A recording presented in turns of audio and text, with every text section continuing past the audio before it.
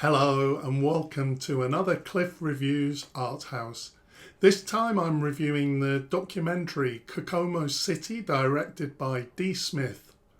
So this is a documentary about trans sex workers, all women of colour, in cities across the United States.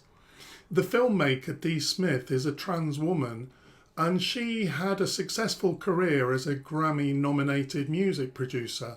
But apparently her career tanked when she transitioned.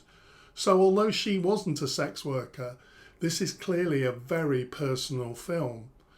I watched an interview with her on YouTube and she said that making the documentary aligned with her purpose and was healing. So it is a work that feels very personal. A lot of the film is about the relationship between black trans women and the black community. So I did wonder if perhaps this film is actually mainly aimed at a black audience.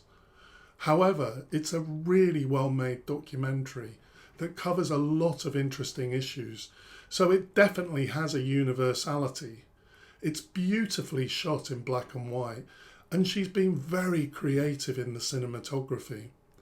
That said, I did feel at times that the cinematography sometimes just became a bit too fancy and took something away from the really important content.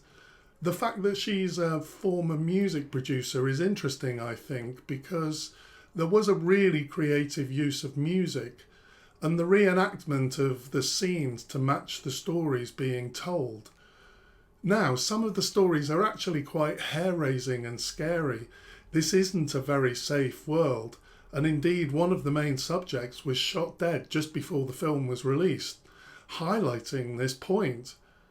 In my review of the documentary Navalny, I made the point that I think the highly produced and entertaining style of the documentary perhaps takes something away from what is a really important message. And to some extent, I think the same happens in Kokomo City. I found that some of the more creative elements were just a distraction.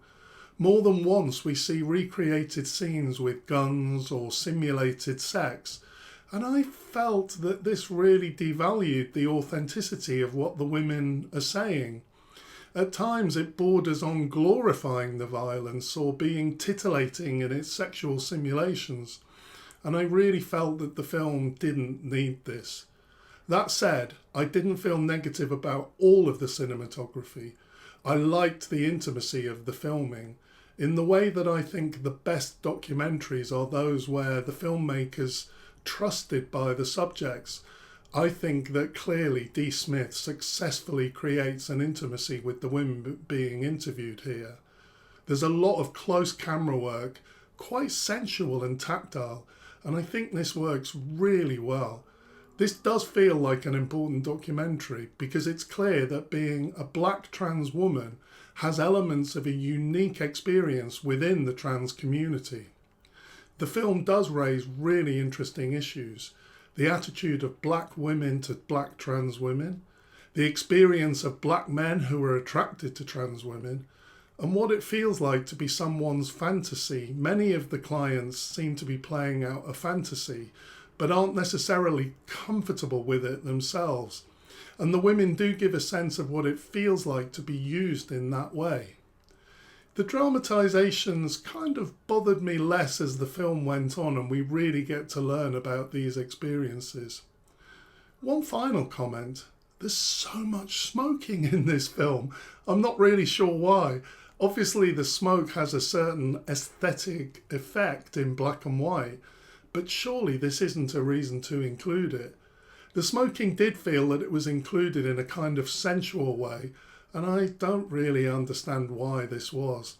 This is a minor point really, but another potential distraction away from the really interesting subjects. I quite liked the final shot, which is the first time that we actually see any genitals. I thought this was a really powerful way to end the film. Overall, this is definitely worth watching. Quite short at 1 hour 13 minutes. It's a debut film and I'll be really interested to see what she does next. It does feel like she has a talent in terms of the filmmaking. Thanks for watching. See you next time.